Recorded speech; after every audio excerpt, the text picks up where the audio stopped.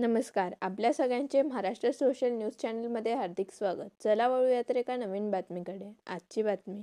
जागतिक परिचारिका दिनानिमित्त धुळे जिल्हा रुग्णालयात रक्तदान शिबिराचे आयोजन करण्यात आले. यावेळी डॉक्टर रवींद्र सोनवणे यांच्या हस्ते फ्लॉरेन्स नाइटिंगेल यांच्या प्रतिमेला माल्यार्पण करण्यात आले. शिबिरात 20 ते 30 रक्तदात्यांनी रक्तदान केले. प्रतिभा घोडके, महाराष्ट्र गव्हर्नमेंट नर्सेस असोसिएशनचे जिल्हा अध्यक्ष.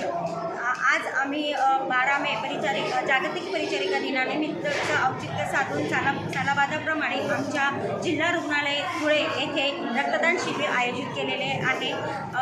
त्यासाठी अनेक रक्तदात्यांनी रक्तदान केलेले आहे, कारण धुळे जिल्ह्यामध्ये रक्ताचा जो तुटवडा आहे तो भरून निघावा व थॅलेसेमियासारख्या आजारासाठी लागणाऱ्या रुग्णांना त्याचा उपयोग व्हावा व अनेक रुग्णांचे त्यामुळे प्राण वाचतील या हेतूने आम्ही रक्तदान शिबिर आज आयोजित केलेले होते.